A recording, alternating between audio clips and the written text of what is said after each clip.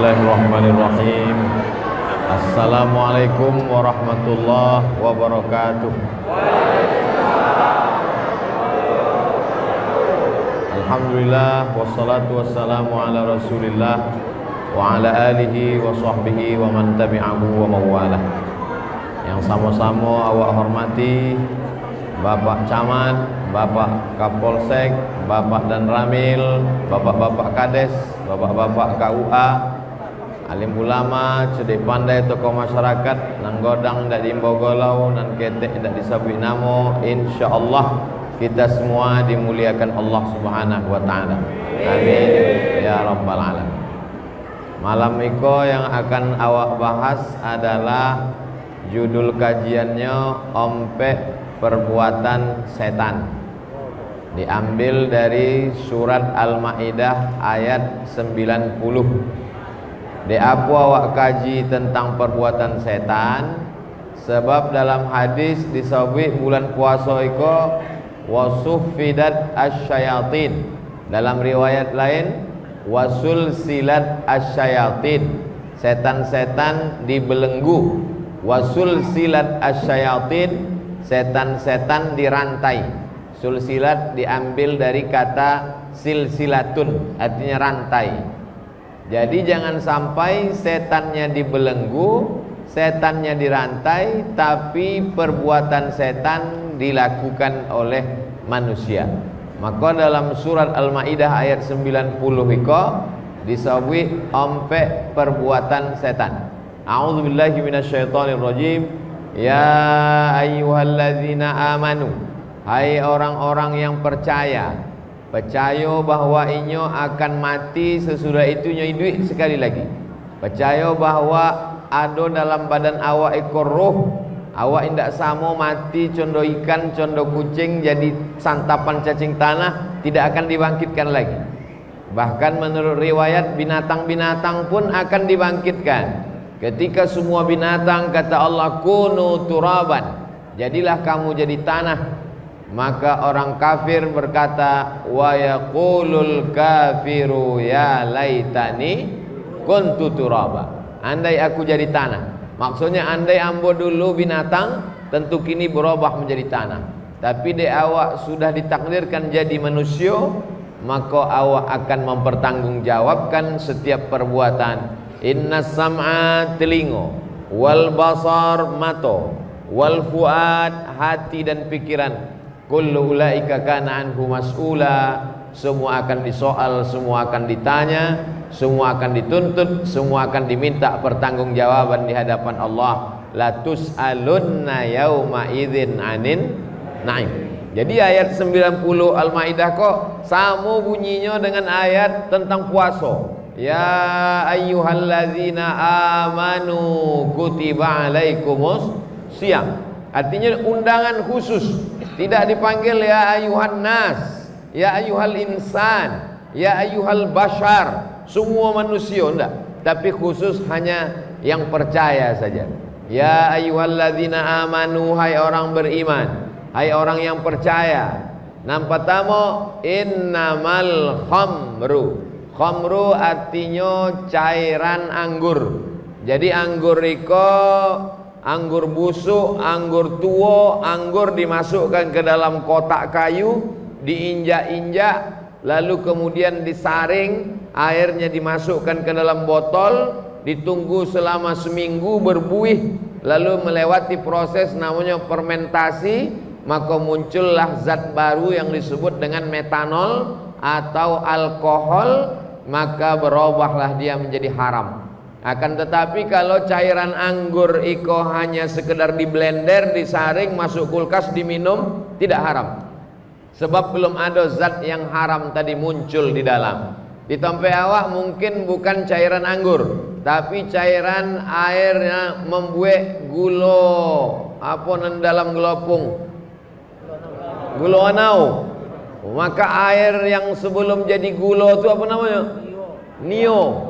Maka kalau kau disimpan, dikasih ragi sekian hari berbuih, maka muncul satu zat yang disebut dengan khamar. Maka dalam Quran itu hanya disebut khamar. Khamar artinya cairan anggur. Lalu bagaimana dengan cairan nio? Bagaimana dengan sabu-sabu? Bagaimana dengan ganja? Bagaimana dengan mix-max, Carbeck, vodka, dan berbagai macam merek lainnya? Ndak ambo sobi kan sodonya beko ambo sobi curiga lo jamaah pemakai jo bu ya kok. Ikolah maka kalau ada orang menyebut saya hanya ikut Quran dan Sunnah saja. Iko kalimat iko elo, ndak salah. Tapi bagi orang awam berbahaya. Beko ada orang di kampung awak kau menghisap ganja, ditanya di orang di Nik Mama, di apa orang menghisap ganja? Ambo hanya ikut Quran dan Sunnah. Mana ada ganja dalam Quran? Mana ada ganja dalam Sunnah? Yang ada dalam Quran innamal khamru. Khamru artinya cairan anggur. Maka dasar pengambilan hukum dalam Islam bukan cuma Quran dan Sunnah. 10 Quran, hadis, ijma', qiyas, syar'u man qablana, saddu zara'i, qaulus sahabi, istihsan, istishab, urf.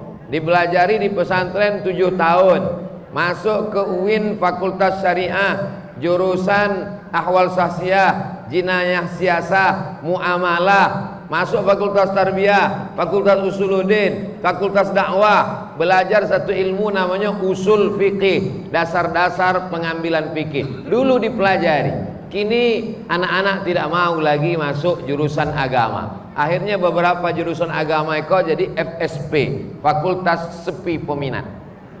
Sebab kalau nangkalu dari Universitas ko SH ditimo jadi menantu. Kalau dokter copeknya ditimo.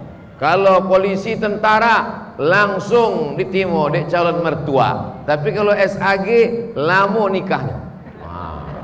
SAG jangan tersinggung. Kau masuk ambo pun SAG juga. Ambo sarjana agama. Cuma bedanya titelnya kalau dari Azhar nya tidak pakai SAG, tapi sebenarnya adalah nya mempelajari agama. Al Azhar pakai LC. LC artinya ijazah. Uang Eko sudah dapat ijazah untuk mengajarkan agama Islam. Jadi dari mana datang pengharaman ganja, tuak, sabu-sabu, sodo macam narkoba Eko? Pengambilan dasar hukumnya bukan langsung dari Quran, tapi yang disabit dengan qiyas. Qiyas artinya menyebutkan sesuatu yang belum ada hukumnya kepada sesuatu yang sudah ada hukumnya dengan melihat persamaan antara keduanya. Sesuatu yang belum ada hukumnya ganja, sesuatu yang sudah ada hukumnya khamar, cairan anggur. Melihat titik persamaan antara keduanya. Ganja sama khamar sama-sama menghilangkan ingatan. Begitu juga dengan buah kecubung. Buah kecubung kalau dimakan itu kata orang bisa terbang. Uang gopuk nampak kui, uang ketek nampak godang. Ambo ulun ada mencubuh, kata uang nanlah mencubuh. Jamaah yang dimuliakan Allah Subhanahu wa taala, maka semua yang menghilangkan ingatan, semua yang merusak akal pikiran, maka hukumnya sama dengan khamar. Innamal khamru. Zaman kini bukan lagi sekedar dulu tanaman. Tanaman pokok ganja yang ditanam lalu kemudian daunnya dikeringkan. Kalau di Arab namanya hasis, lain padang, lain belalang, lain lubuk, lain ikannya. Masih bertahap menunggu tanaman tumbuh. Sekarang sudah pakai bahan-bahan kimia. Masuk batang-batang tiang listrik untuk tiang pancang jembatan. Setelah diteliti, rupanya di dalam tiang bosi ko narkoba. Tertangkap beberapa tahun yang lalu, dibawa narkoba di daerah Riau, Kepulauan Riau. Hampir lebih 1 ton narkoba. Bayangkan, sedangkan 1 gramnya narkoba kok lebih mahal daripada emas. Makanya tepat hukuman Saudi Arabia, orang yang tertangkap membawa narkoba di airport langsung kepalanya dipancung, dipotong kepala. Aku ambo bukan mendongau, ambo langsung menengok dengan mata kepala ambo sendiri di Jeddah. Waktu pergi haji tahun 2007 dari Maroko, ambo bangkit ke Jeddah, mencari nomor handphone, ambo tengok ada ambulan. Biasa kalau ada ambulan sama mobil pemadam di dokek Masjid Kisos Kornes Jeddah, eko berarti ada acara pemotongan. Amo bontis kojam, nengok. Mau bontis bontau, naik ke atas. 3 nanti dipotong kepala. Yang pertama, tertangkap membawa narkoba dari Pakistan, langsung potong kepala, pancung.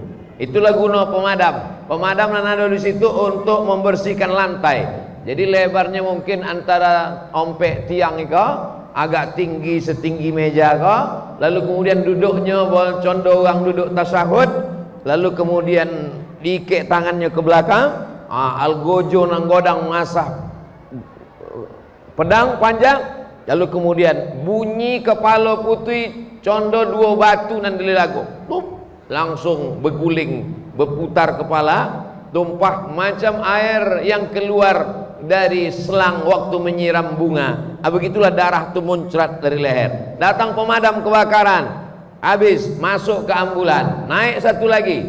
Yang kedua, membawa narkoba, tertangkap di airport Jeddah dari Nigeria, pancung lagi, putus. Habis pemancongan itu, ambo pun balik ke hotel, 2 hari tidak lalu makan.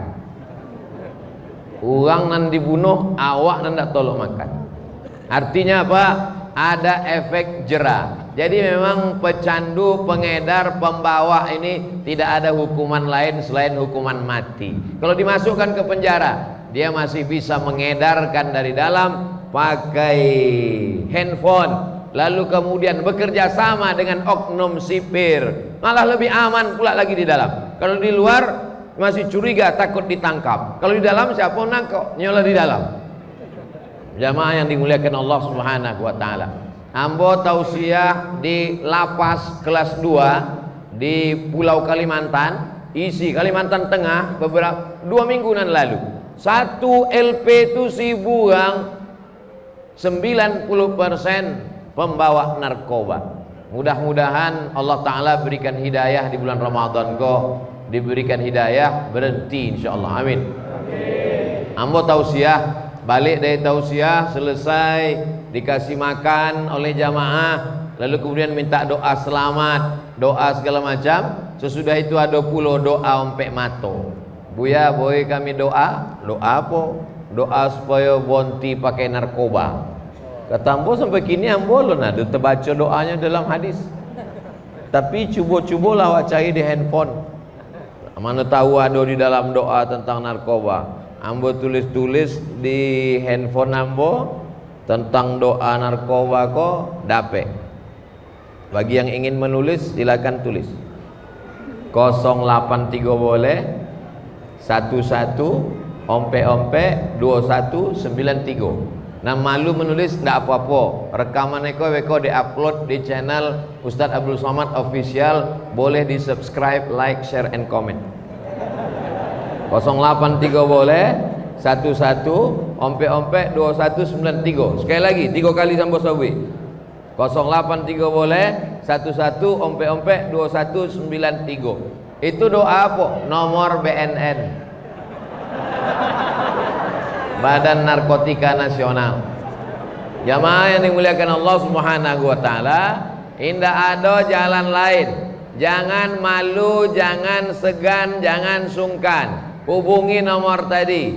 Insya Allah nyo akan datang menangkok dan selamat anak kemanakan awak. Sebab kalau awak simpan, itu sama dengan menyimpan bom waktu sampai masanya akan meledak. Ambo ndak sanggup dengan ceramah ndak selesai masalah itu. Kalau orang tua masyarakat tidak sadar, la ta'murunna bil ma'ruf, ajak orang buat ma'ruf. Banyak yang ngajak buat ma'ruf. Salat tarawih ramai, salat witir ramai, tadarus ramai, sakau ramai. Jangan pernah diam melihat kemungkaran.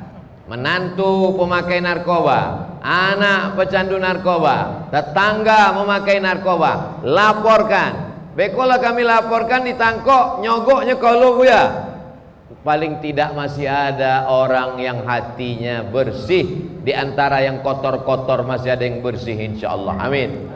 Ambo diundang ke Menhukham Provinsi Kanwil Menhukham Pekanbaru. Indah Islam, Kristen, beberapa tahun yang lalu, Jalan Sudirman. Ustadz Somad, Ustadz kami undang kemari memberikan tausiah kepada yang muslim-muslim ini.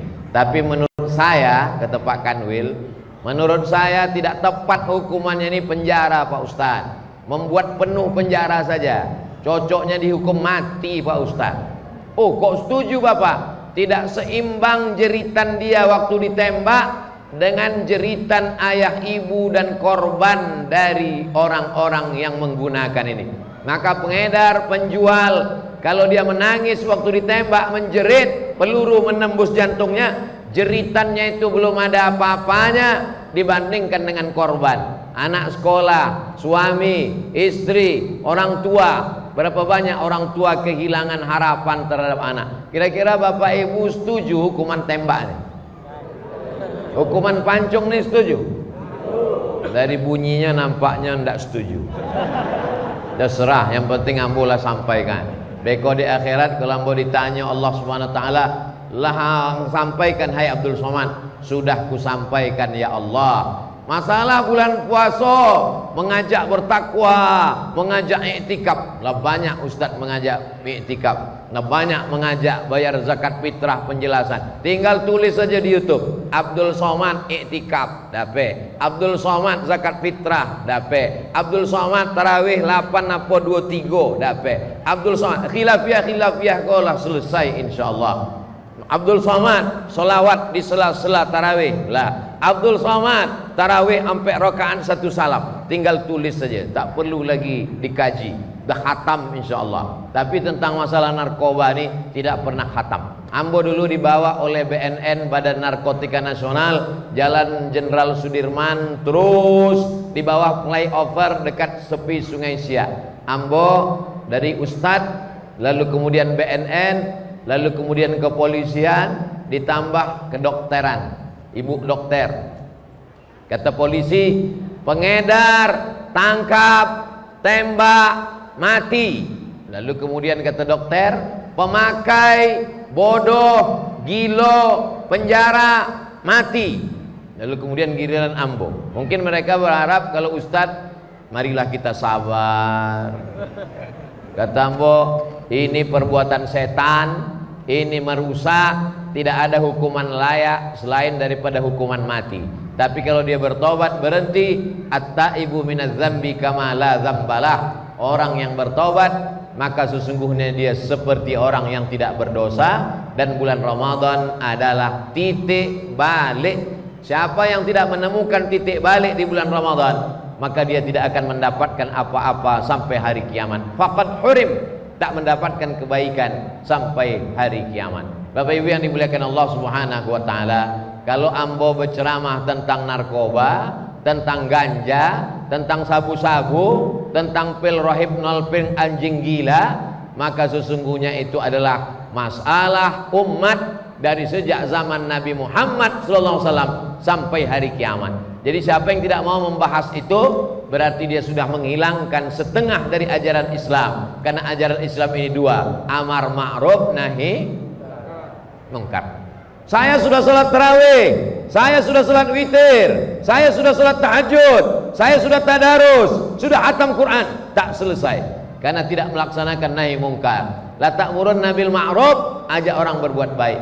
Wa la tanhauna 'anil munkar, larang orang buat mungkar. Kalau kamu tidak melakukan itu, la yushikanna ayya ba'atsallahu 'alaikum iqaban, dikhawatirkan akan turun hukuman. Tsunami, banjir bandang, gempa bumi, angin puting beliung, panas yang tak henti-henti. Fala yustajabu lakum, ketika hukuman itu datang, berkumpul di tanah lapang, membaca yasin, zikir, tahlil, istighasah kubra, tad'unahu, kamu berdoa kepada Allah. Fala yustajabu lakum, doa kamu tidak dikabulkan Allah. Kenapa doa tak dikabulkan Allah? Bukan karena tak sholat. Kenapa doa tak dikabulkan Allah? Bukan karena tak berzikir.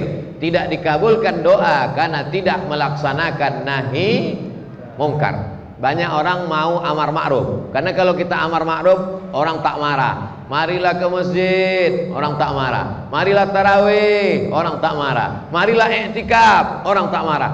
Tapi kalau sudah cerita nahi mungkar, maka banyak orang yang tersinggung. Saya tak pernah mempedulikan orang tersinggung atau tak tersinggung. Kenapa? Karena tanggung jawab di hadapan Allah nanti diantaranya adalah lisan, lidah. Sudahkah kau sampaikan Abdul Somad? Maka insya Allah saya bisa menjawab. Apakah jamaah melaksanakannya? Insya Allah. Ikut yang pertama, innamal khamru. Habis 20 menit. Ambo sampaikan 60 menit sesuai dengan hilang botolnya minum apa tadi. 60 menit 6 mililiter sampai jam 10. Sesudah itu beko awak jawab pertanyaan-pertanyaan yang lah diseleksi. Sebab pertanyaan-pertanyaan yang tidak penting, mohon maaf beko ambo bau, beko dijawab di Pokam Bau, dibuatkan videonya insyaallah. Ya ayyuhalladzina amanu innamal khamru. Nang kedua wal maisir. Ambo akan mengurus surat izin ke Maroko, pergi ke kantor camat. Yang mengurus surat rekomendasi itu tertulis di dadonya maisir. Maisir kok judi. Innamal khamru wal maisir, judi. Dulu yang main judi main gaple. Dulu yang main judi main kartu truk. Kini main judi di dalam kamar sendirian, pintu berkunci, di dalam rumah kamarnya dikunci, bisa main judi. Makin canggih dunia kok. Namanya judi online. Berapa banyak korban judi online. Tiba-tiba datang tagihan ke rumah, meminta tagihan bank. Rupanya bank rekening sudah dijebol oleh anak gara-gara tahu password, suami, istri gara-gara judi. Maka judi ini pun luar biasa. Sekarang tokoh-tokoh judi ini diambil dari anak-anak muda yang tidak terkenal, orang kampung yang miskin susah, dikasih mobil, dikasih rumah, dikasih operasi plastik, lalu ditarik ke Jakarta jadi bintang, afiliator menjadi bintang iklan. Dia tidak ambil artis, karena kalau artis diambil orang, itu kan memanglah artis, memanglah kayo. Memang tidak terkenal sama sekali. Akhirnya tiba-tiba viral gara-gara jam tangan harga 2 miliar, gara-gara mobil harga 15 miliar, berfoto dimasukkan ke Instagram. Begitu tertangkap, barulah orang tahu rupanya mobil itu pun cuma foto aja di dialer. Uang orang inilah yang diambil menjadi korban. Ini macam-macam bentuk judi. Ada modelnya namanya investasi bodong. Jadi diambil duit bapak 1 juta, investasi 1 juta, sebulan anda akan dapat 100.000. Masuk 10 juta, dapat untung 1 juta. Oh, semua tertarik, bercerita ke kawan-kawan. Padahal itu sebenarnya tidak ada investasinya, tidak ada usahanya. Duit itu saja yang diputar-putarnya, lalu duit kita itu diambilnya, duit yang sedikit diambilnya, diberikannya kemari, sampai sudah banyak, setahun 2 tahun, dia pun menghilang. Akhirnya hilang, tak pergi kemana. Dia pun operasi plastik, berubah wajahnya, dikatakan sudah hilang, dikatakan sudah meninggal. Tapi sebenarnya duit itu masih ada. Ini tidak terjadi hanya di tempat kita saja. Ratu Bitcoin yang ada di Amerika menggelapkan uang. Doktor dalam bidang ilmu ekonomi ternyata juga memainkan judi internasional. Jadi kalau sampai kita terpengaruh dengan ini, alhamdulillah beberapa sudah ditangkap, tapi judi ini tetap main di handphone kita masing-masing. Mudah-mudahan anak-anak kita terselamat dari judi ini insyaallah. Yang main judi ini orang yang punya duit dan punya handphone. Tapi zaman sekarang siapa yang tak punya handphone? Hari gini tak punya handphone, apa kata dunia? Akhirnya dia main judi di rumahnya sendiri, akhirnya dijual. Apartemen dijual, mobil dijual, mengutang ke tetangga gara-gara judi. Yang namanya judi ini dari dulu sampai sekarang memang ada setannya. Sekali untung mau 2 kali, 3 kali untung mau 4 kali, sekali rugi mau balas dendam. Akhirnya hilanglah semua kehormatan dan harga diri, karena ini bagian dari perbuatan setan. judi dari sejak zaman Nabi Muhammad sallallahu alaihi wasallam. Mereka mengatakan ini kan sekedar permainan saja, tapi sebenarnya di balik itu adalah ada kerugian yang luar biasa. Makanya disebutkan secara teks di dalam surat Al-Maidah ayat 90. Salat Isya 4 rakaat, 2 rakaat jahar, 2 rakaat sir.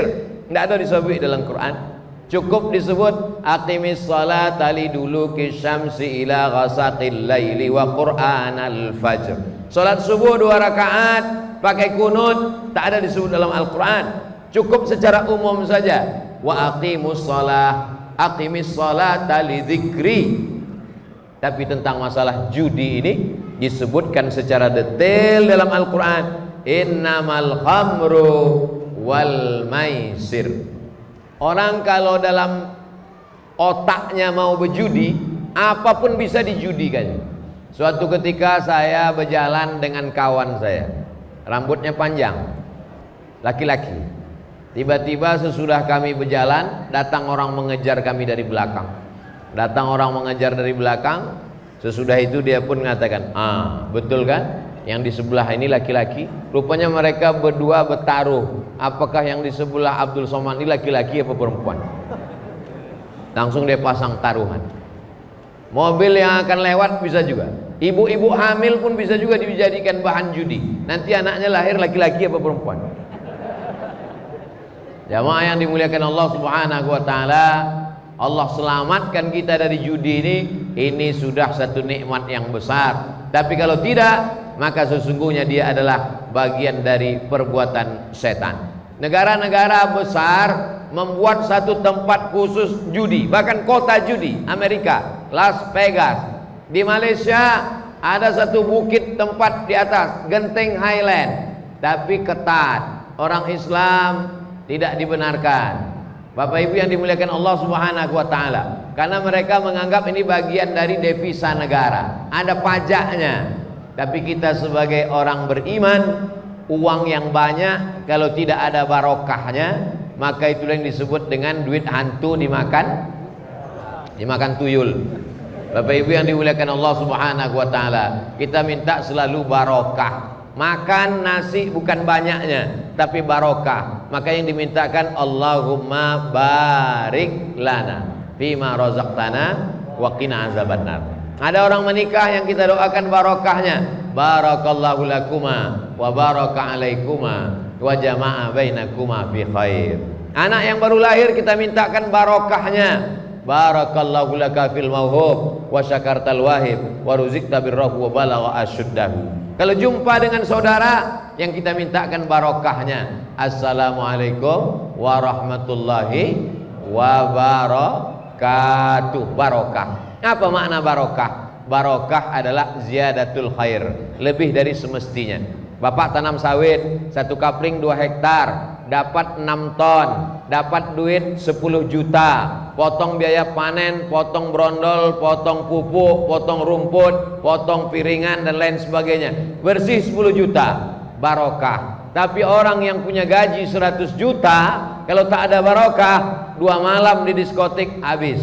Orang makan lontong sayur, dia makan sabu-sabu, selesai, tak ada barokahnya. Anak 3, alhamdulillah barokah Pak Ustaz. Yang pertama dokter, yang kedua polisi, yang ketiga sekolah sekarang belum pulang dari Mesir, selamat. Tapi kalau duit hantu, yang pertama meninggal Pak Ustaz. Kenapa? Nabrak tiang listrik, ngebut.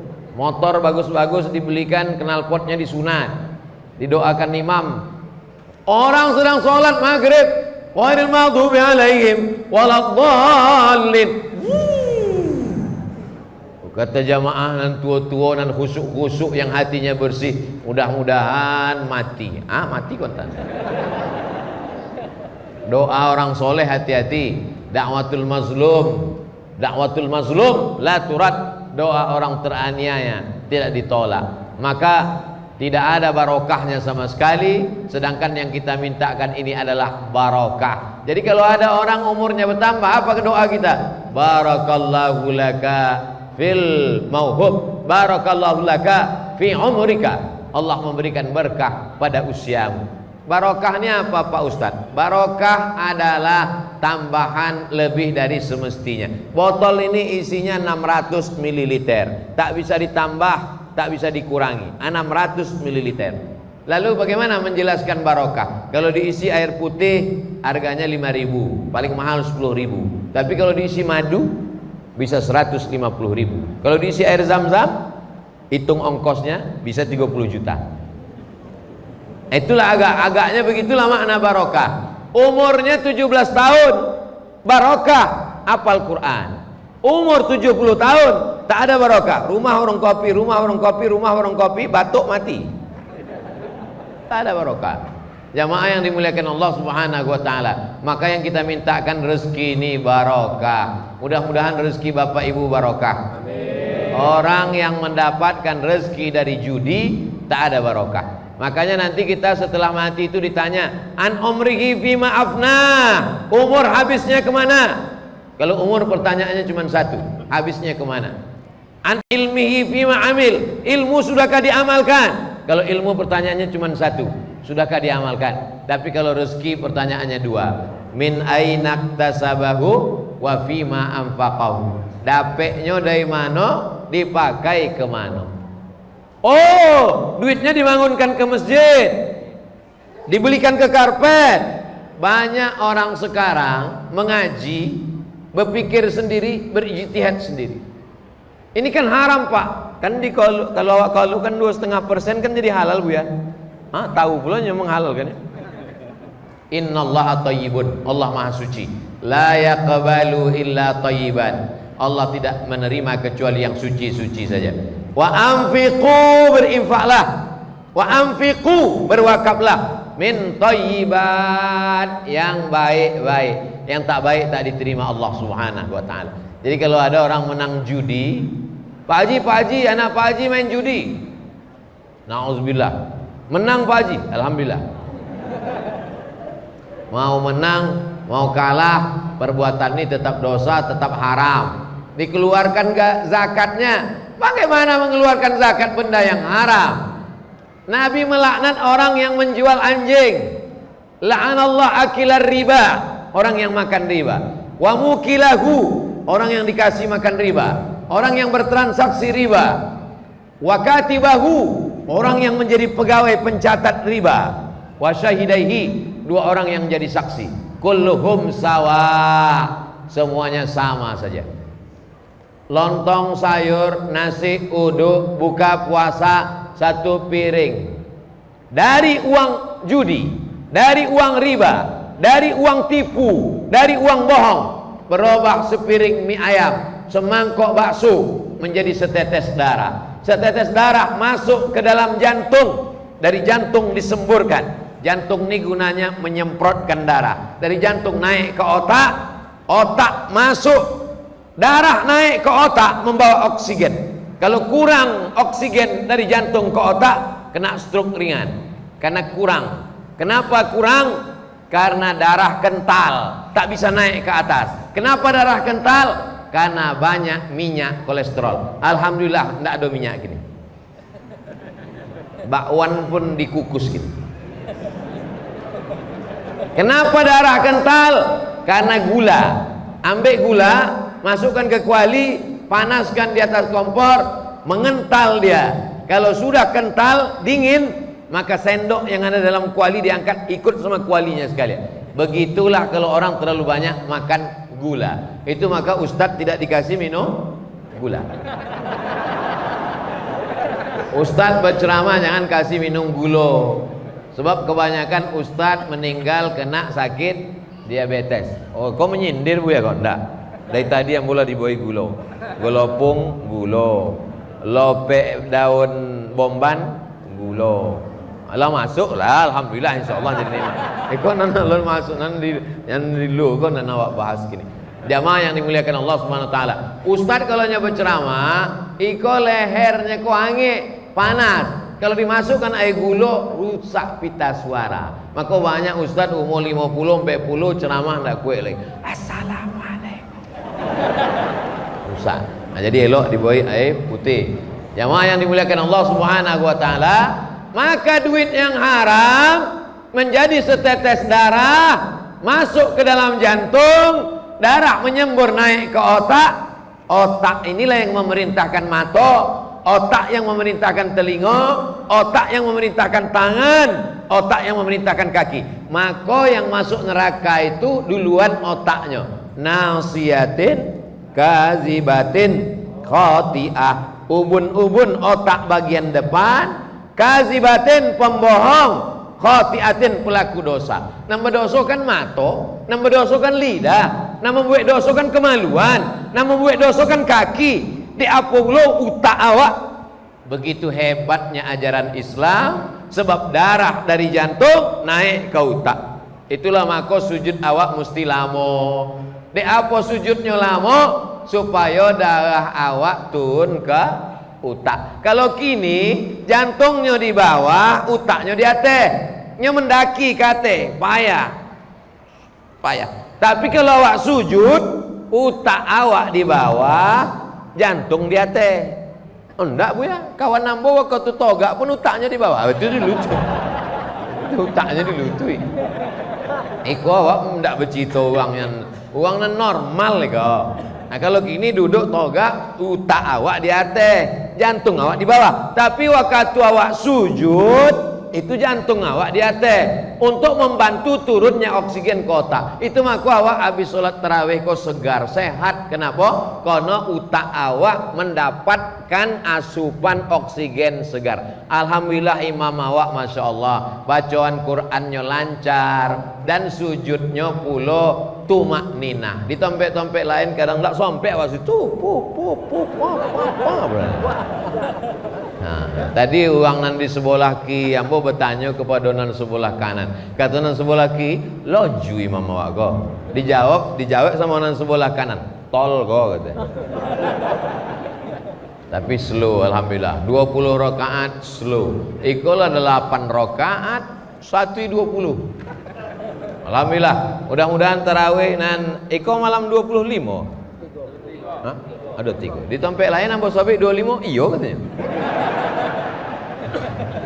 Nah, jadi darah haram iko mempengaruhi utak awak. Di apa anak ambo kau bu ya? Anak ambo kirim ke pesantren. Baru seminggu balik. Di rumah pun tak. Di apa kau bu ya? Apa salah? Salah gara-gara dikasih asupan nasi haram. Nasinya halal, air minumnya halal, tapi dibeli dari uang yang haram. Ayyuma lahmin, setiap daging di badan, nabata min haramin, kalau tumbuh dari yang haram, fannaru aulabi, tompeknya api neraka. Jangan sampai awak ditimbang sok di akhirat. Abdul Somad boe waang 50 nan halal cuma 20 dan 30 kok haram. Itulah maka doa awak, Rabbana atina fid dunya hasanah wa fil akhirati hasanah. Coba tengok ujungnya, waqina azab. Sebab apa? Sebab indak seorang tidak mampir ke neraka. Peko awak kalau lah masuk ke surga, orang beriman itu ndak egois. Sampainya ke surganya bertanya. Sampai ke surganya bertanya, mana tetangga ambo, mana konco ambo, mana kawan ambo. Dijawab dek yang lain, ini transit. Dek apa gara-gara makan haram. Jangan kasih anak, bini, oma, ayah, abang, adik awak hasil dari duit haram. Jadi kalau ambo menang judi bu ya, ambo ingin tobat, duit kok kemana ambo boy? Berikan ke masolih ammah. Duit riba, duit bank, menyimpan duit di bank syariah. Bank syariah ada BSI, Bank Syariah Indonesia. Pindahkan saudara rekening konvensional awak ke Bank Riau Kepri Syariah. Setuju? Dia bunyinya macam tidak setuju. Terserah, yang penting ambo lah sampaikan. Ambo tidak ada kepentingan dengan Bank Riau Kepri Syariah. Ambo bukan dewan penasehat syariah, ambo tidak ada saham, tapi ambo akan ditanya di akhirat. Abdul Somad, apa nak ang ceramahkan dulu? Nak menyenangkan hati orang, mengangke-angke orang, memuji-muji orang. Tidak, ambo sabikan ya Allah bahwa bank konvensional kau pindahkan. Maka sampai kini ambo indak diundang lagi di bank konvensional. Dulu masih ada jo bang konvensional mengundang. Dia ambo sabi haram kata ambo. Riba atau itu bonti untuk undang. Tapi ibu yang dimuliakan Allah Subhanahu wa taala, duit haram itu ambo ndak ada berkaitan dengan bank konvensional. Ambo pun ndak jo berjudi bu ya. Tapi timbangan ketek sawitnya 50 kilo coba ya. Sawit nang godang 50 jo. Awak duduk di timbangan tu 50 jo. Upanya lah di setel timbangan gotah gua ketek gotah, tapi waktu ditimbang boy dibola pakai pang panjang, upanya batu bata dalam tiga. La'ana Rasulullah sallallahu alaihi wasallam ar-rashi wal murtashi. Orang namanya go, orang namanya mosogo, sama-sama masuk neraka jahanam. Iko kan bisa dihalalkan bu ya, peko mau poi umroh. Amun nangi di pintu Ka'bah, ya Allah. Iko beragama apa iko? Iko yang disabi oleh Karl Marx, agama ko opium, agama ko candu. Ada orang kecanduan agama, buat dosa. Akhir tahun pai umroh, menangi pintu Ka'bah, berjilbab panjang, berbaju panjang. Sudah tu balik, amroh pendek balik. Pas ditanya, loh kemarin kan baru pulang umroh mbak. Tuntutan skenario. Iko beragama jahiliyah. Agama bukan pembenaran terhadap perbuatan awak. Agama bukan opium. Opium itu candu. Orang dengan segala macam masalah hidupnya lalu pakai candu, pakai opium, pakai ganja, pakai khamar untuk menenangkan diri. Semakin besar kota metropolitan, semakin banyak rumah-rumah ketenangan palsu. Sebab apa? Sebab banyak masalah hidup. Di jalan macet, pernah razia. Balik ke rumah ditokan bini. Di kantor ditekan atasan. Ke masjid tak mendapatkan ketenangan. Ini ke masjid kau ingin mendapatkan ketenangan, tapi sampai di masjid pun tak mendapatkan ketenangan. Akhirnya hanya mencari ketenangan di diskotik, masuk ke karaoke, lagu dangdut ndak jo tenang, lagu pop ndak jo tenang, lagu metal ndak jo tenang. Datang pil anjing gilo, bawa agak tenang. Rumah-rumah ketenangan palsu, ompek perbuatan setan. Innamal khamru. Nang kedua, wal maisiru. Nang ketiga, wal ansabu. Ansab membawa binatang, kambing, ayam, merpati ke berhala. Lata Uzza Manat Hubal Jibti Taghut Naham, disembelihnya berhala. Wahai berhala Lata, ikolah kambing persembahan ambo. Wahai berhala Uzza, ikolah kobau persembahan ambo. Maka iko perbuatan haram. Dulu orang kampung awak kalau ingin bertanam padi, ingin membuka hutan, maka diambil kambing. Hai datuk-datuk penjaga hutan, ikolah kepala kambing kami. Apakah ada tradisi kau di Mesir? Ada. Di Mesir ada tradisi air sungai Nil itu surut. Maka datanglah orang Mesir, cuma jin di Mesir kok nyusleonya agak tingginya, ndak mau kepala kambing. Anak gadi dianyuikan. Tradisi di Mesir, dicari anak gadi yang paling cantik, lalu kemudian dipakaikan perhiasan golang, antai, subang, anting, lalu kemudian dihanyutkan ke sungai Nil. Waktu itu gubernur Mesirnya namanya Amr bin As, sahabat Nabi. Kata Amr bin As, itu haram iko menganyutkan anak gadis ke sungai Nil, kok haram. Kata orang Mesir, kalau tidak awak anyutkan anak gadis kok, nanti air sungai Nil surut. Kalau air sungai Nil surut, maka gandum tidak tumbuh. Kalau gandum tidak tumbuh, awak mati. Amr bin As, walaupun kau sahabat Nabi, kalau awak mati, kau cendu apa? Amr bin As mengirim surat kepada Amirul Mukminin Umar bin Khattab. Umar bin Khattab, ikut ada tradisi di Mesir menganyutkan anak gadis ke sungai Nil. Tolong dulu. Umar bin Khattab membuat surat. Masukkan surat iko ke dalam amplop, nanti hanyutkan ke sungai Nil.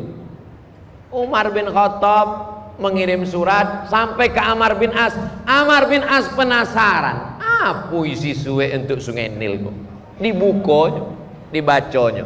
min abdillah, dari hamba Allah. Tidak ada disawinya dari khalifah, dari amirul, tidak, dari hamba Allah Umar bin Khattab kepada sungai Nil. In kunta tajri min qibalillah fajri, kalau engkau berjalan karena Allah, mengalirlah wahai sungai Nil.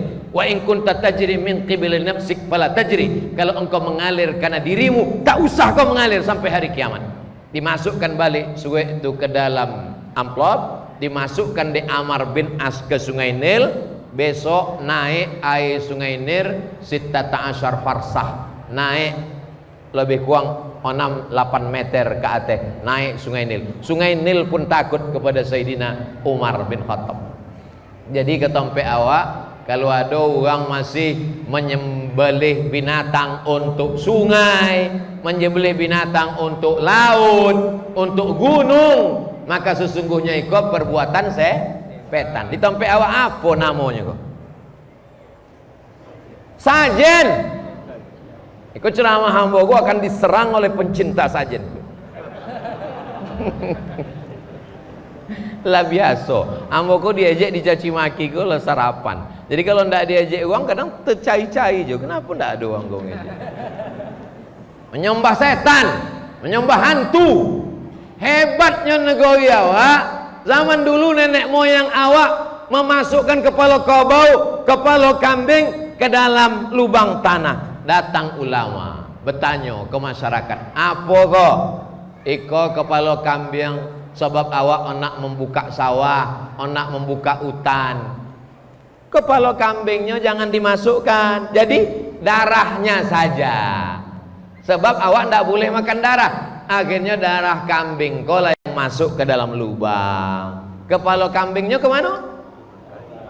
Digulai, diboi ke buaya.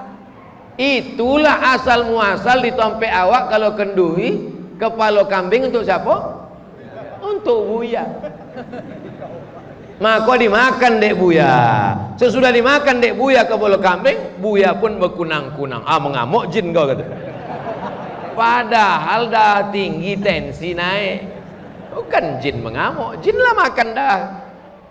Darah itu haram, tidak boleh makan darah. Makanya kalau awak mencuci daging kambing, daging ayam, daging kerbau, mesti dicuci berkali-kali sampai bersih, disolawatkan supaya jangan sampai makan darah. Rumah potong diperiksa, ternyata binatangnya tidak disembelih.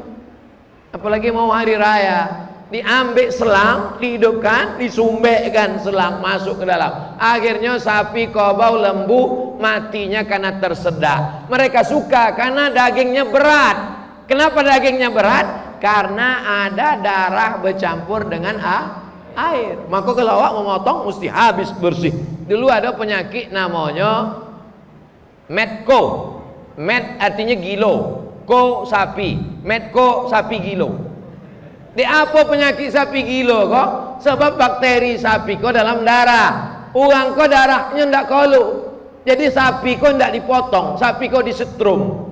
Sapi kok ditembak otaknya, skalanya di atas 7-8. Ada namanya tulisannya stunning, namanya stunning, ditembak. Stunning hanya boleh di bawah 7. Kalau di bawah 7 itu sapi yang liar itu, sapi Australia yang hidup di lap padang rumput, nya ndak ditambah, tapi setelah ditembak, tapi skalanya di bawah 7, nya bodoh. Maka laki ibu kalau ada liar, tembaklah stunning skala 7. Nya ndak sampai mati. Tapi kalau sampai skala 10 dua boleh, ditembak, ditumbang langsung mati. Sebab otak kecilnya, otaknya kena habis. Darahnya tak keluar. Setelah darahnya tak keluar, dipotong, tak dicuci. Masuk ke kulkas, keras, masuk ke atas bara api, bolak-balik, masuk ke roti dimakan, barbecue. Tapi kalau dilaksanakan dengan cara Islam, dipotong, darahnya keluar, dicuci, dibasuh, apalagi kalau tempe awak pakai limau, mati, dimasak 100 derajat Celcius, maka insya Allah sehat wal afiat. Maka solusi tidak ada lain, tidak ada bukan adalah ajaran Islam. Innamal khamru wal maisiru wal ansabu. Yang terakhir nan kompe wal azlam. Azlam iko anak panah. Anak panah dimasukkan ke dalam tabung, diguncang. Bapak ingin buka bisnis esok pagi, bisnis jadi apa indah, diguncang 3 anak panah, masuk ke dalam tabung, diguncang.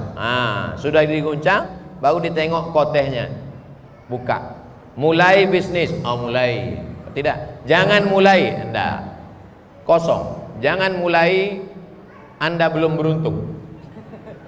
Dulu namanya forecast, enggak podcast itu Pak. Podcast gue orang bercita-cita, forecast, mengundi nasib, percaya kepada dukun, bertanya kepada peramal. Man atakahinan, siapa yang datang ke dukun, fasaddaqahu bima yaqul, percaya kepada cakap dukun, falam tuqbal lahu salatun arba'ina yauman, ndak ditimo sembayangnya 40 hari 40 malam. Man atakahinan, siapa yang datang ke dukun, fasaddaqahu bima yaqul, percaya kepada dukun, faqad kafara bima unzila ala Muhammad, maka kafirlah dia terhadap apa yang sudah diturunkan kepada Sayyidina Muhammad sallallahu alaihi wasallam. Alhamdulillah, ambo yakin dan percaya awak jamaah masjid apa awak? Riyadul Muttaqin. Riyad artinya taman, muttaqin tamannya orang-orang yang takwa kepada Allah. Inyo takwi kepada Allah, maka inyo indak pakai narkoba. Inyo takwi kepada Allah, maka inyo indak berjudi. Inyo takwi kepada Allah, maka inyo indak meletakkan binatang untuk berhala. Inyo takwi kepada Allah, maka inyo indak melakukan mengundi nasib. Mengundi nasib zaman dulu macam-macam. Ada dengan anak panah yang diguncang, ada dengan melempar batu kepada burung. Ada ungge di atas pokok kayu, dilempar. Kalau kebetulannya mengarah ke Yaman, Yaman artinya beruntung. Arah Yaman, berarti beruntung. Mulai bisnis awak. Esok akan menanam pokok duyan, duyan musangking. Tanam apa indah? Tanam apa indah? Tanam apa indah? Ambil batu, lempar burung. Kalau tobangnya ke arah Yaman, buntung, tanam. Tapi kalau tobangnya ke arah Syam, syu'mu artinya sial. Jangan. Uang Islam tidak ada percaya kepada ungge, tidak ada percaya kepada anak panah. Awak asal sudah usaha, ikhtiar, doa, bismillahi tawakkaltu 'alallah, la haula. Kalau ada orang masih meyakini bahwa ada kekuatan ungge, ada kekuatan anak panah, ada kekuatan dukun, maka rusak akidahnya. Walaupun tarawihnya tiap malam, walaupun khatam Quran. La in asyrakta, kalau engkau syirik, la yahbatanna amaluka, maka gugurlah segala amalmu. Ya ayyuhalladzina amanu, wahai orang beriman, innamal khamru khamar, wal maisir judi, wal ansab menyembelih binatang untuk berhala, wal azlam mengundi nasib dengan anak panah, rijsun najis, min amali syaitan, perbuatan setan. Itulah maka judul pengajian awak malam iko, ang awak kaji adalah perbuatan setan. Bukan kata ambo. Iko namanya abiknya perbuatan setan ke Allah dalam Al-Quran surat Al-Maidah ayat 90. Rijsun najis min amali syaitan, perbuatan setan. Fajtanibu, jauhi. Kalau awak jauhi, ujung ayat ditutup. La'allakum tuflihun, maka kamu pasti. La'alla di situ bukan mudah-mudahan. Kalau mudah-mudahan itu bisa iya bisa indah. La'allakum tattaqun, mudah-mudahan kamu bertakwa. Pasti kamu bertakwa. Kalau kamu puasa dengan benar, la'allakum tattaqun, kamu pasti. Kalau kamu jauhi khamar, narkoba, sabu, ganja, opium, kalau kamu jauhi judi, kalau kamu jauhi menyembelih binatang untuk berhala, kalau kamu jauhi mengundi nasib, maka kamu la'allakum tuflihun, pasti akan menang. Percaya ndak awak pada janji Allah? Innaka la tukhliful mi'ad. Beko kalau ada orang nak bertanya, siapa nan tausiah di Masjid Riyadul Muttaqin tadi? Ustaz Somad. Apa isinya? Entah, ndak ingat amunya bongi tadi nampaknya. Bukan bongi, memang stylenya lah bentuk itu. Ambolah mencuba supaya ceramah kau slow. Apa cuba? Jamaah sekalian, Marilah kita bertakwa kepada Allah. Tidak bisa telolok jamaah duit. Tadi tarawih awak dari jam 8 ke jam 9. Tausiahnya dari jam 9 ke jam 10. Jadi bayangan ambo dek lapone ko jamaah mungkin setengah jam ambo ceramah ko jamaah ko menunduk. Punya jamaahnya tahan. Tarawih 23 rakaat kue mendangau tausiah 1 jam ustadznya suaranya tinggi kue ustadznya pula ndak tahan. Masya Allah, tabarakallah.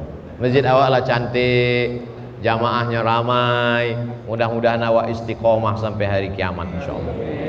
Ndak ada kekurangan masjid kok kalau awak cari-cari kurangnya ndak ada. Cuma lobihnya banyak, lobih angin aja.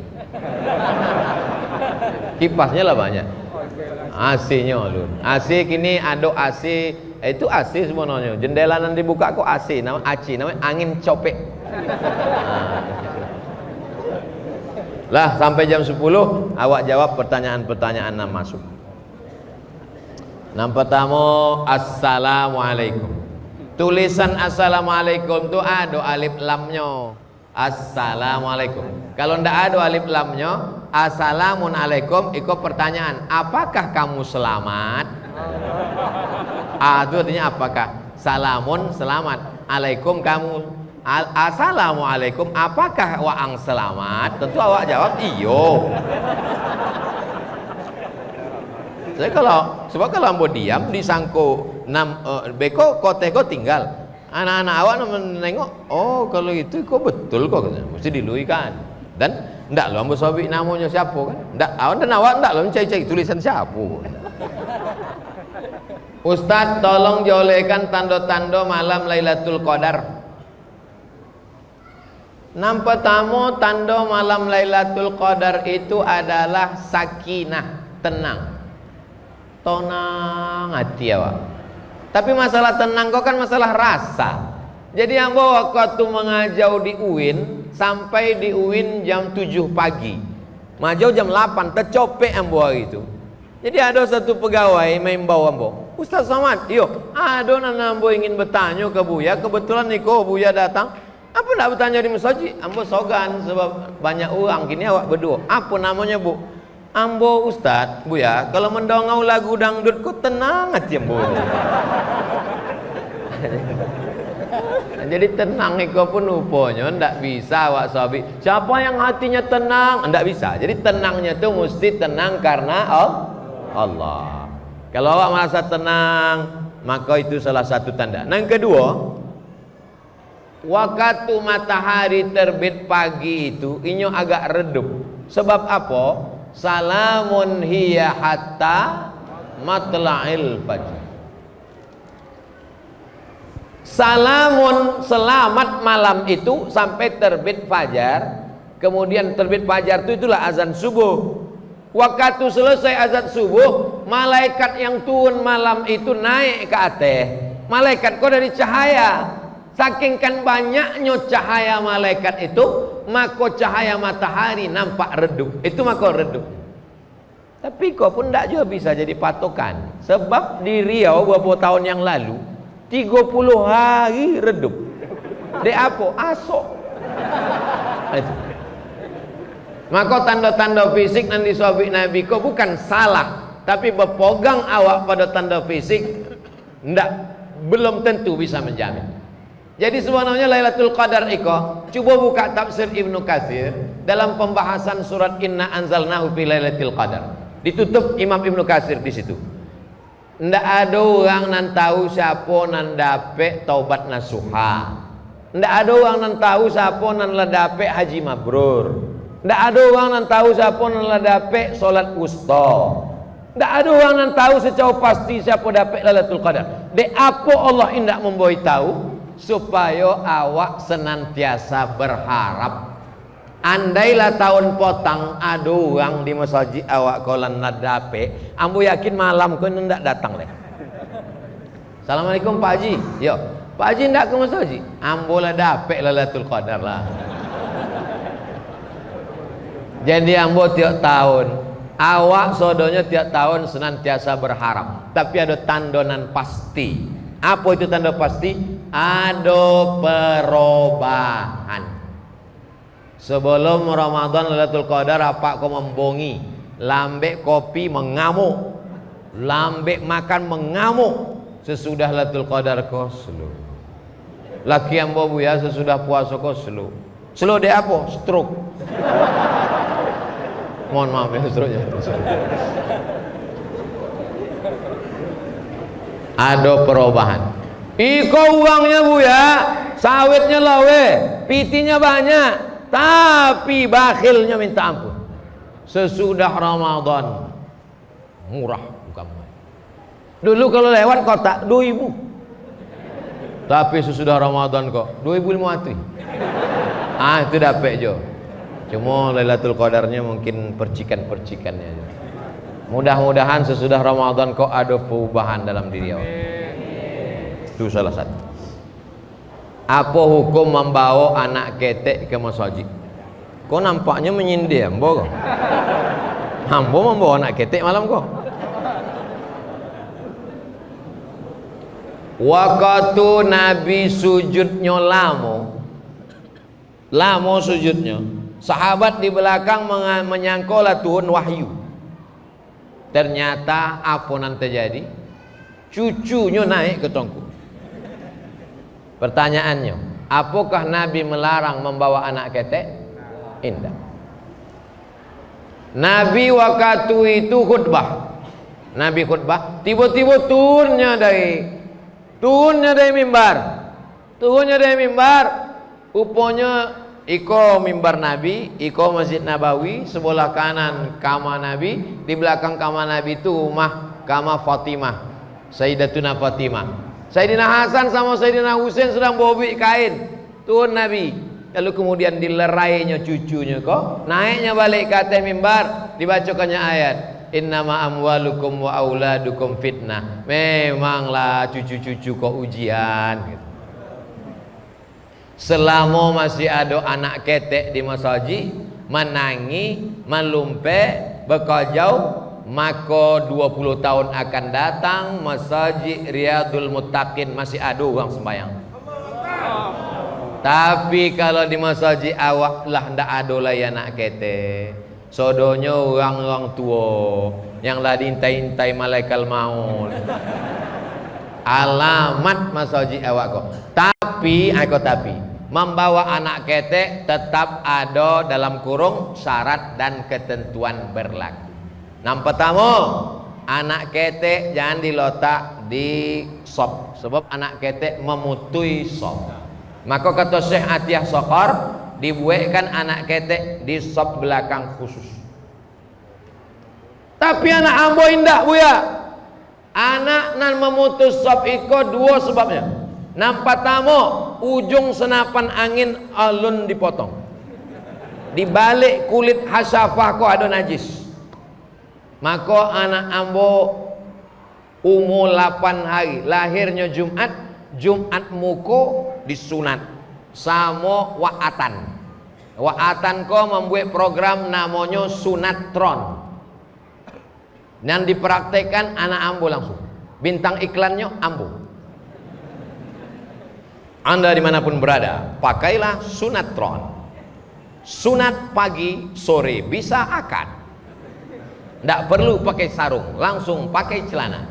Jadi dipakai sunatron kok. Kami Yayasan Tabung Wakaf Umat membuat khitan gratis tiap bulan 1 orang. Segera daftarkan anak dan suami Anda. Laki nang gatal-gatal, sunat sekali lagi. Jadi kalau anak ketek kolom bersunat, dikhawatirkan ada najis nanti sangkui di situ, makanya memutus sop. Yang kedua, kalau wuduknya tak betul, kok banyak anak-anak ketek, kok anak MDA mau tengok dibukanya keran, ambil, disipak-sipaknya aja. Kok wuduknya tak betul. Tapi kalau anak kau lah bersunat, lalu kemudian sudah betul wuduknya, makanya indah memutus sop. Tapi kan awak nggak mungkin tahu anak kau lah bersunat apa indah, apalagi di tempat awak nggak sama bentuk di Jawa. Di Jawa anak ketek bersunat, sampai awak biasanya libur SD baru bersunat. Libur SMP sebagian, waktu larinya SD, SMP baru bersunat. Dan nggak mungkin ada lo panitia cek suang jaga pintu menengok lah putu ya polon, nggak mungkin. Nah, itu. Jadi oleh sebab itu anak-anak ketek dibuatkan satu sop di belakang. Tapi mesti ada suang nan mau megang. Di Masjid Agung An-Nur dulu, ambil lama ndak ke An-Nur. Dulu di An-Nur tuh ada suang pakai baju hijau, ditugaskan oleh pengurus membawa rotan, khusus mengawas anakku supaya ndak ibi. Nah, dipukulnya lantai. Diam, gitu. Ambo datang, Ustaz, aku tanya, wani wa mukulan, enggak lantai aja ya. Ah, itu. Jadi eko bagus. Di Islamic Center Pasir Pangarayan pun contoh itu yo. Anak nan dibawa kok, anak nan dilope kok, anak yang lah mumayyiz. Mumayyiz itu apa tandonya mumayyiz? Mumayyiz ulun akil balik. Tapi nyola merespon kalau awak tegur. Aku mumayyiz, aku. Mumayyiz itu simple aja. Kalau awak ikokannya diamnya itu mumayyiz. Tapi kalau awak ikokannya dibaliknya awak. Itu tuh namanya. Dikhawatirkan kalau nan ulun mumayyiz ko awak bawa, apa kau sembayang, apa kau sembayang. Dilotaknya kacamatanya di bawah. Anak mumayyiz ko. Asal laluan aku gitu Pak kawan. Gitu. Menahan bongi, begitu salam, assalamualaikum, anak wa anggur betenju dalam masjid, nanggola orang di luar masjid. Aku kata orang, untung awak tidak ke masjid. Oleh sebab itu awak jago bersama. Apalagi kalau anak nan alam memais, inya bekerja dalam masjid, inyo indak pakai pempes, tumpah. Ambo ada jamaah bertanya, dikirimnya foto orang sholat di masjid menggendong anak. Semua sholat di masjid menggendong anak, dipoto dikirim ke ambo. Ustaz, apa hukum sholat menggendong anak? Sahabat Nabi memang ada sholat menggendong anak itu ada, tapi anak sahabat Nabi tidak pakai pempes. Kalau nyata koncing taso basahnya bonti. Anak awak 3 kali koncing, awak sembahyang bawa najis. Kini bukan anak-anak bawa pempes, awak pun pakai pempes. Nah, jadi silakan bawa anak ke masjid, tapi dengan syarat dan ketentuan berlaku. Jika seorang anak laki-laki beramanah di depan ibu kandung dan istrinya, kalau dia meninggal, ada hak ibunya setiap bulan dari uang gajinya. Akan tetapi si istri tak menjalankan amanah tersebut. Bagaimana hukumnya Pak Ustadz? Gaji yang tetap mengalir sesudah mati itu masuk warisan. Maka warisan pembagiannya bukan lagi urusan awak, tapi sudah diurus oleh hukum Allah, namanya faraid, namanya mawaris. Iko kok bisa bini pulau berkuasa? Bini ko mendapat 1/8. Kalau sebulan nyodapek 10 juta, bini mendapat 1/8 kalau ada anak. Kalau tidak ada anak, nyodapek 1/4. Jadi kalau 10 juta, inyo cuma dapat 2,5 juta. Jadi sudah ada pembagiannya. Ibu pembagiannya, ada masuknya sudus 1/6, ada masuknya sulus 1/3. Ada anak laki-laki apa tidak? Maka perlulah awak membuat pengajian fikih mawaris atau faraid. Dari pertanyaan niko kelihatannya harta iko diwarisi oleh istri, tidak menunaikan wasiat. Maka kalau kita berwasiat, tinggalkanlah wasiat. Kalau ambo mati, bagilah harta warisan iko menurut ilmu faraid. Kadang orang iko sholat ambo ikut aturan Allah, puasa ambo ikut aturan Allah, haji ambo ikut aturan Allah, tapi harta ambo lebih tahu daripada Allah. Masalah uang itu. Islamnya indak kafah. Udkhulu fis silmi kafah. Sodonya mesti ikut aturan Allah Subhanahu wa taala. Dalam penyelenggaraan jenazah sering terjadi perdebatan antara saudara kandung. Ketika jenazah dimasukkan ke liang lahat, ada pendapat kain kapan dilepas ikatannya, dari pendapat keluarga lain untuk tetap diikat. Mohon penjelasannya Pak Ustadz. Dibukakan mukonya, dimukakan mukonya, hidungnya ditempelkan ke tanah, iko dinding. Makanya beko malam iko akan lolok nanti, coba loloknya arah ke dinding untuk supaya awak geladi kotor di liang lahat. Itulah maka doanya untuk jenazah supaya inyo di dalam liang lahat sejauh mata memandang. Sebab kalau iko dinding hidung kau kan lokek di dinding liang lahat. Seikolah pandangan awak di liang lahat. Apalagi awak nam pesek-pesek kau. Kalau agak mancung agak jauh sih. Jadi contoh apa bisa mukonya terbuka kalau talinya indah awak buka? Kon tikek kau. Maka waktu buka itulah maka orang tua kata buka talinya itu buka supaya apa? Supaya bisa terbuka. Maka tali dibuka. Itu alasan yang pertama. Alasan yang kedua, jenazah itu waktu ditunjuk malaikat akan ditanya, jenazah itu roh itu masuk, roh itu tampaknya 3. Roh orang yang baik illiyin, roh orang yang tidak baik sijin. Tapi ada kalanya roh ditiupkan balik ke jasad untuk merasakan azab atau nikmat. Macam mananya merasakan nikmat kalau terikat? Itulah alasan orang namanya dibuka talinya. Itu hujahnya. Itu maka tompe awak disuruh buka dengan 2 alasan. Kami doakan Pak Ustadz sehat selalu, panjang umur, amin. Ada anak meminjam uang kepada orang tuanya. Bukan ada, banyak. Semasa orang tua masih hidup, anakku belum membayar. Setelah orang tuanya meninggal, bagaimana hukum uang pinjaman si anak? Uang pinjaman si anak itu adalah hutang. Pemiliknya adalah almarhum. Karena almarhum sudah meninggal, maka itu menjadi tirkah harta warisan. Bapaknya minjam 1 juta, maka balikkanlah 1 juta, anggap itu sebagai milik almarhum, baru dibagi menurut ilmu faraid. Walaupun inyo beko dapet juga sebagai anak laki-laki, inyo mendapet. Tapi setelah dibalikkan, iko piti 1 juta punya ayah ambo pinjam dulu. Sesudah balik barulah dibagi. Baru dibagi. Kenapa? Karena ini adalah hutang. Ayat yang paling panjang dalam Quran bukan ayat puasa. Ayat puasa, ya ayyuhalladzina amanu kutiba alaikumusyamu kama kutiba alal ladzina min qablikum la'allakum tattaqun. Tapi ayat tentang hutang Al-Baqarah 282, 1 halaman. Ya ayyuhalladzina amanu, wahai orang beriman, idza tadayantum bidainin, kalau kamu menjalin transaksi hutang piutang ila ajalin musamma, sampai batas waktu tertentu, faktubu, tulis, wal yaktub bainakum katibun bil adli, hendaklah satu orang mau menjadi penulisnya dengan adil. Walai abakatibun ayaktuba kama allamahullah, jangan dia enggan untuk menulis sebagaimana diajarkan Allah. Wastashhidu syahidaini min rijalikum, angke 2 orang saksi. Tengok, supaya nanti kalau terjadi konflik, syahidaini min rijalikum illam yakuna rajulaini, kalau indah ada 2 orang laki-laki, farajulun surang laki-laki, wa mra'atani 2 orang pedusi perempuan.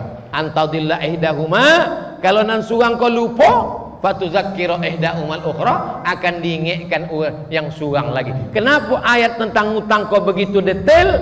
Sebab roh indak ditimo kalau awak indak membayar utang. Siapa nan puasanya ditimo Allah, maka dosanya diampuni. Dosa diampuni, utang tak lunas. Bayar utang dan sudah termasuk tenggat, maka bayar utang. Bersedekah sunat, bersedekah sunat, membayar utang wajib bagi yang sudah jatuh tempo. Ustaz Somad ada utang, amun tidak pernah utang. Dari kuliah dulu sampai balik, ambo lebih baik hidup susah daripada utang. Itu prinsip hidup. Dulu waktu PNS ditanya orang, SK itu ada di sekolah kan? Enggak. Mana? Aduh. Sampai kalau dari PNS enggak pernah mau pakai sekali itu. Sebab ambo enggak dapat lolok. Biar ambo hidup susah daripada ambo hutang. Sebab kalau ambo mati ambo khawatir siapa yang membayar hutang. Masa ustaz tidak pernah sama sekali? Pernah sama amak, pernah. Amak bank namanya. Pinjaman lunak tanpa bunga. Jamaah yang dimuliakan Allah Subhanahu wa taala, Nabi sebelum meninggal dunia, Nabi meninggal hari Senin. Hari Seninnya meninggal. Hari Rabunya naik ke atas mimbar. 3 yang disampaikannya. Man kuntu jalattu lahu zahran fahadha zahri falyastaqib minhu. Siapa nan dulu pundaknya ado ambo cambuk, iko pundak ambo baleh. Man kuntu syatamtu lahu irdan fahadha irdi falyastaqib minhu. Siapa nan atinya tersinggung dek cakap ambo kasa, baleh ko ati ambo. Nang ketiga, siapa nan ado duitnya ambo pinjam, toga seorang sahabat, innalaka alayya thalatha darahim, utang engkau ada 3 dirham ya Rasulullah. Itu membuktikan bahwa kalau pundak tercambuk bisa awak maafkan, hati sakit bisa awak maafkan, tapi kalau utang boleh. Kebetulan ada sepupu Nabi namanya Fadl bin Abbas, saudara kandung Abdullah bin Abbas, anak kandung Abdullah, anak kandung Abbas. Ayahnya sama ayah Nabi adik-beradik kandung. Apa kata Nabi? Idfa' ya Fadl. Fadl tolong bayarkan. Bayar utang. Jadi ditambah satu lagi, minal aidin wal faizin, mohon maaf zahir dan batin, utang tolong dibayar atau beri tenggat pot. Kalau sudah jatuh tempo Pak Ustadz belum ada, bagaimana? Dzu usratin fanaziratun ila maisarah. Kalau dia dalam kesulitan maka berikanlah maisarah. Maisarah lapang. Ko tanggal 1 Mei perjanjian awak 2 saksi ko ha? Ambo kini belum bisa. Oke, kalau gitu 1 Agustus. Yuk. 1 Agustus awak datang, indah aja. Setelah awak hitung-hitung, banyak lo habis minyak awak daripada piti yang kau ambil. Maka pakai ayat nan ketiga, wa anta saddaku khairul lakum, sedekahkan lebih elok. Nampaknya daripada ambo datang bolak-balik, jantung ambo naik, gula darah naik, ambo sedekahkan aja. Wa anta saddaku khairul lakum. Ayat iko dihafal orang nan memberi pinjaman, bukan orang nan pinjam. Kini banyak memang hafal ayat iko uang nama minjam. Waktu awak datang menagih, bila uang bayar? Wa anta saddaku khairul lakum. Ustad kan ustad, ikhlaskan aja lah ustad gitu. Ambo bertamu ke rumah uang di Bandung. Ada orang di Bandung, tertulis di muka pintunya, memberi pinjaman menambah musuh. Foto ambo di muka tu, ambo upload ke Instagram. Di komen uang, betul. Memberi pinjaman menambah musuh. Tapi tidak saudara, ada juga baik-baik. Tapi pengalaman memang itulah ceritanya. Jam 9 awak mulai, jam 10 hampir 30, 90 menit lebih kurang 1 jam setengah, mudah-mudahan bernilai amal soleh insyaallah. Ala hazihi niyah wa kulli niyatin salihah. Al-Fatihah.